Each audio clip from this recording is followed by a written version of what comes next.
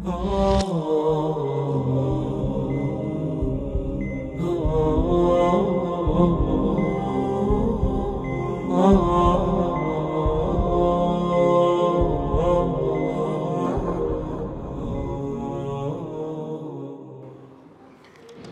الله الرحمن الرحيم.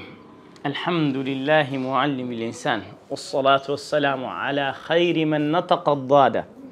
وعلى آله وأصحابه ومن صار على نهجه ومن والاه، أما بعد. طبعا لا واني دوم لا واني البلاغة العربية انك تبدا بينينو دين باسي لكن بزاين بلاغة شون سري هالضيع. طبعا اما بخوتان دزانن علوما كان لسدن بيغم صلى الله عليه وسلم دا نبوه نسينوي قرآن هبوه بالغيه، يعني محاضرة شيء إن شاء الله بلا يدكمو لما يجي باسمان كتير لازم جمعي قرآن شون جمع بو بابتانا ونسيني قرآن يعني حروف كاني شون أوي كرديا شون بابلين تطوري كرديا نسيني قرآن تطوري كرديا بالله يعني مثلا أو نسيني كيسال مصحف داهي بو حركاته نقطة وترتيبات أنا بيشتري شرواب باشاتو قلت ما قرآن بارزة وهيج نجورا هو ستو الإمام سكو تطوري كده أول من البعض ذكري وجورايا نجورا يعني تطورا يعني سونا إلى آخره أو سردمية كم عصرية كم إسلام أوين يعني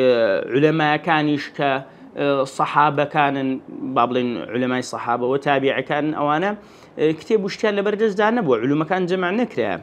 وكوشمان أو سردمة سلي قبوة باشا هتاتو كديس عصري بابلين سردمي دوم قرني دوم لسطكان برو سلم أو كاتي قرني سدس بيدكا بيش قرني بابلين كوتاكاني قرني يكم وسرتا قرني دوم سدس بيدكا قرني جمع تدوين دس بيدكا باشا لو قرني دوم قرني تأسيسه باشا تأسيسي شانيته يعني دامزراندن باشا قرني دامزراندنا طبعا دامزراندني علوم كاني زمانيش هل لو سردمي دابو كخليل بن أحمد الفراهيدي وطلبكي سيبويه أو أنا درستيان بيكر زماني عربي لو سردمي دامزرا باشا وكتابة شجنوسا يكم كتاب لزماني عربي كاتيا كتابي الكتاب لسيبويه كبخوشي أصلا فارسية كبقوترين كتابة وتدا يعني فلسفة وشتواي تدا علمي كلامي تدا منطقي تدا زور عجيبة يعني نكبر منطقي تدا وكو علم ناب يعني لغة كبة فلسفة وبعلمي كلام ومنطق نسلايته زي تيجيشني زوز زحمته باشا بعام هروابوه بعام حتى بلاغش وابوه بلاغش تيكلب ولا قر علمي منطق علمي كلامه وبابتانا لويم يعني أو طابعي ندايته كأما بابلين استحاليا ما بس معنا باشا دواتر ديتا مثلا سدم ديم حتى وكو ديتا سر يكم دامزرينري بلاغة نارين دامزرين بلكو دلين باوشي بلاغة تقريبا لازم فكرت عند بيلا بوشي بسيم يعني زود جواز بي صالي تنجي وفاتي كديا صالي 255 هجري وفاتي كديا مع مصطفى شيناي إبراهيم النظام بوا ومعتزلي بوا كيف بوا بس نريك زمخشري لما يستخدمين بوا دواتر بوا كيف جاحظ طبعا جاحظ يعني تاوزق باشا هاد بخوي أو كابرا وكل روي شكله يعني كل جاري خمان تضين برتاو نبوه باشا جوان نبوه تاوي زخو أو بو بلام للروي علمه أو زلامة زخم للروي علمي أدبية زخم لوي هيت أو شي نبوه بابلين كتابك بري أو بلاغية ويكم كزداينا نعم أو بردي مناغا كيدانا لكتبي بيان وتبين والرسالة شي هبوة وكو ضلين نبروي لناوشوا الرسالة شي هبوة بناوي نظمي قرآن همو بزمكي كيستعمل بديكين أو بلاغتي كديخينين لبو نظمي قرآن يعني چۆنیەتی داڕشتنی قورئان چۆن داڕێژرایە باشە لۆ ئەوە لە پێش ئەوەی هاتیە لۆ ئەو هاتیە لۆ شتە چکە نەهاتیە ئەو تەشبیهە ئەو لێکچواندنە ئەو ئیستیعارێ ئەو مەجازە ئەوەیە مەجاز هەیە هێنیان نیە لە قورئانیدا ئەوە شەڕەشی دیە دینەوە شەڕەش دەکەن ئینشاءڵڵا باشە بزانین ئەوە هەمووی لە بنچی جێ دەکەینەوە نەظمی قورئان ئەویش یەکەم کەس بۆ ڕیسالەی کرد نووسێ لەسەر نەظمی قورئان يعني عجيب أو كابرا زيرك بو بلان بداخو معتزلي بو ما مستايكش إبراهيم النظامي شهر معتزلي بو تقريبا هاو 8 بوينا والتقريبا الثمانية خوي وفاتي كده بس جاحظ الناس راك هادو صوت بنجاب بنج وفاتي كده بس إبراهيم النظام صالي وفاته لدايق بولي شي زور ديارنية على أي حال أو جاحظة كهات أو رسالة دانا كرسالة نظمي قرآني بيدلين ولا بيان تبينيش بدا بهما شيوه أو بابتي كباس كرديان بردي أساسي لوي بيدلين باوشي بلاغة لدواوي عبد الله بن معتز هات كشاعرة لصالي 206 أو هات كتابة دانا بمعنى بناي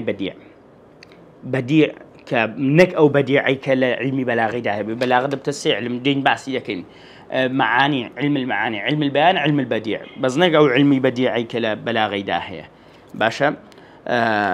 و أو هاتي باسكت حفدة جوري مصطلحي بلاغي باسكت أو مصطلح بلاغي يعني كما ديخينا مثلا أو تشبيه أو استعارة أو كناية أو نظام تيوتي إلى آخره أو مصطلحاني كما ديخينين أو حفدة مصطلحي باسكت برام هشتا علمي بلاغة علم مبني بناي بلاغة دوا هاتي نسر قرني تارم ابن قدامة أو بابلين قدامة بن جعفر كأو هات كتابة شدانا بناوي نقد الشعر باشا رخني الشعري لو اندرب بهمان شوت تطورش ساشك البلاغة بلام لو نقديدا لكتابي نقد الشعر ليرة دور ريمان لبو دروز من أو لو بيس باسي أو كتابة مكر لبرو زور مهمة دور ريت كمان لبو دروز نانا أو مسألة بصري أو كوفينية باشا مسألة كتية ريتك أو خاص مباحثك خاص بإعجاز قرآن وريتك شيء خاص بأدب باشا فن كاني أدب أزعم علاقة من بكامة فنوني أدب يعني أو لا أما زيادة علاقة من بولا بلام هردوش أذا بيدرم له إيش من بيدو ميشا بلام أما تايبت بمن إيش من بإعجاز قرآنك باشا لو أو كابراك لو كتابي دا أو دو اتجاه دروز بولس دواي أوه هر يك لو دو اتجاه هر يك لو دو ريا عالمي خوي لبو بيابو كهر دوشان لبن بلاغي كودا بنوت طبعا باشا بلام هر يك لو أنا عالمي خوي لبو بيابو مثلا أتو أو عالمة من هيك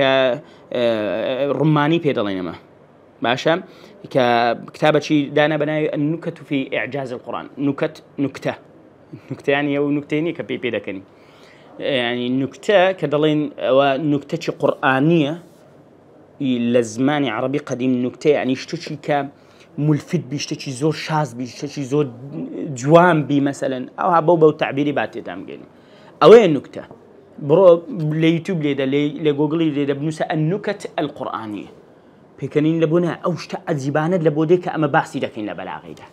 باشا يعني نفري كش درتو مثلا الخطابي درتو ككتابك بيان إعجاز القرآن إعجاز القرآن يعني باز ذكرت كبتعبتي للغة كول نظمة كيدا أيتر أوانا همو شو بابلين شو سر أو رصيديك ببته هوي دركوتنيته دي وكركي جورة دكين شيء لدايق بلاغة لدايق بي وكنا ركبوا باشا وكنا نبوا استهاتينا دركوتني زانايتي جورا براستي أدبي عربي وإعجازي قرآني برو ناحية كبرت كحيف لنا بيامرت لو يهات مثل بلاغي القرآن أو تاريخي بلاغي القرآن أو الزلامة زخمة شيء كباسي إعجازي قرآن دكي كباسي دارشتني قرآن دكي أو زانا أدبي لم يشكدبي أو شيء عبد القاهر الجرجاني يعني حقيقة أو زلامة بس بخوي معجزك بو زي كتابي إعجازي قرآنك دلائل إعجازك يعني بجدي أو زلامة أو كردي لبو قرآن دواء أو هولا كان كش طبعا إسديم شيء كشتيو سون كجراو طبعا بنيتي خراب نبو أو يكل يجبو هر عالم بو بحساب لبو هولا بو بلام أو هاد مدرسة شي دروس كد كلبو لزديتن لقرآن لبو زانيني إعجازي قرآن لبو تونيتي يعني بابلين شي كدنوي نظمي قرآن أو قرآن شون دار رجع هات أو يدانا كشي لقرني طبعا ششنبو أو لقرني بينجنبو عفوا صالي ساسط حتى يكي زي وفاتي كده دو كتبي هي أسرار البلاغة دلائل الإعجاز أسرار البلاغة ودلائل الإعجاز برو دلائل الإعجاز تمشاكا حسنا براسي بزواني بتيناقم وبزام وبزاني وكتابة شيء آسايا وها بزواني تيبكم وبزاني همو تيدقم أمن بزواني همو تيناقم بلام أون دي كتيدقين دزانين كشتشي عزيبي كبير وناس ببتنيا بيخين نبي لكن شيخة شتاسة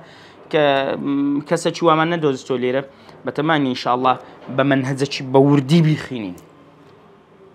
شتشي عزيبة أو كتابة حزمك شي قوراني كتابة شتشي بس يعني بلام شتشي عزيبة منهزك الداينة كاتي للدواوي طبعا أو منهزيك أو داينة مثلا نظمي قرآن لبو معلومات زمخشري لدواوي هات لقرني ششم زمخشري هات أو منهزيك أو داينة تطبيقك لتفسير القرآن أو بالأحرى بابلين بين هولشي زوري ده وهولشي ترادش زور ناجح بو للتطبيق كردني أو منهزي عبد القاهر الجرجاني داينة لنظمي قرآن لتفسير قرآنك خويا أما زمخشري وكو شوار دقرين وكو مفسرك وكو لغويك وكو بلاغيك نك أو لا ناني كجانبي اعتزال متأثر بمعتزلة متأثر بوا نكبرين إلا معتزلة شي صافة إلا بروي بخوشي بظاهر ناري متسمى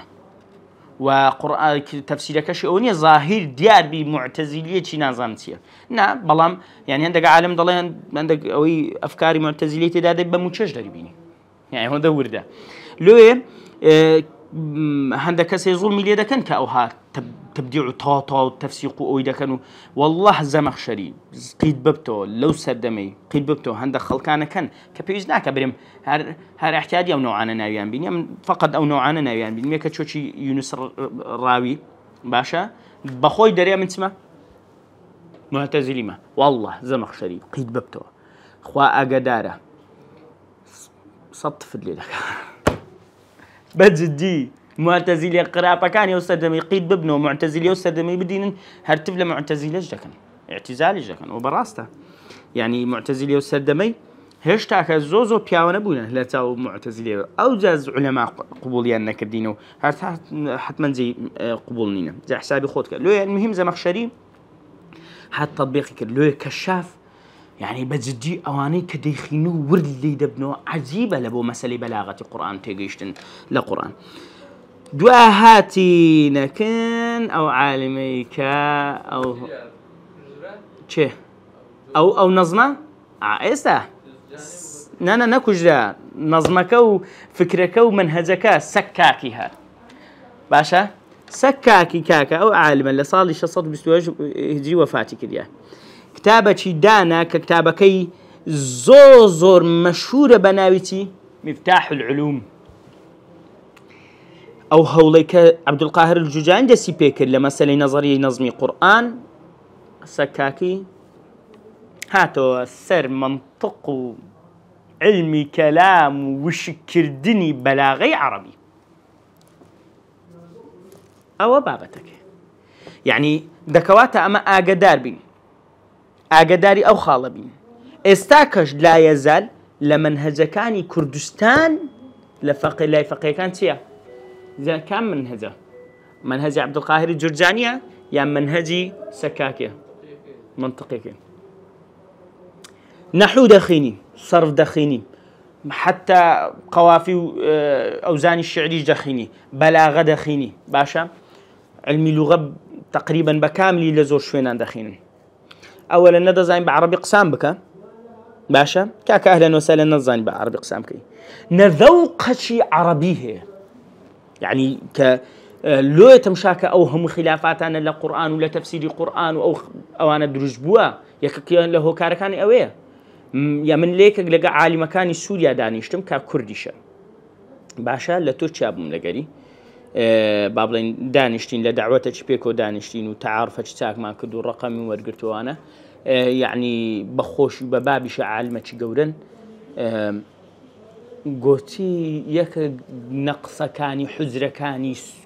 بابلي ما بس كرد كان سوريا بو باشا كعالمي تنده قوري ليركوتي قوتي به هي كردستان شو ذوقي أدبي عربي تدانية باشا كجرا بمنطقه بعلمي كلامه باب خو ما زعنا من شهوشتانا من خنجة بلام أو بري خوي أوش بري خوي تيكلي مكا تام لذتي ليناكي دبتشتي وشك كخلق تيناقا لو بروت مشاكا مفاتيح العلوم دخيني وتيدقي نا بري منطقة حتى أوكو هات طبعا لدواي أو هاتن يكم كاس طبعا عفوا أو ناوي دبي باس كان بدر الدين بن مالك كصالي شخصات واشتاشش وفاتي كديا أو ناوي أو شخصة يكم كسب وبلاغي تقسيم كده سيسر علمك سوتي علمتان علما بلاغة علمي معاني بديع بيان شيء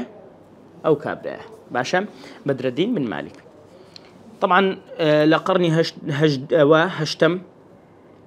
كابرة كمان هي ناوي الخطيب القزويني الخطيب القزويني كتابك زور بناو بانجا كيش بخد كدنوي مفتاح العلوم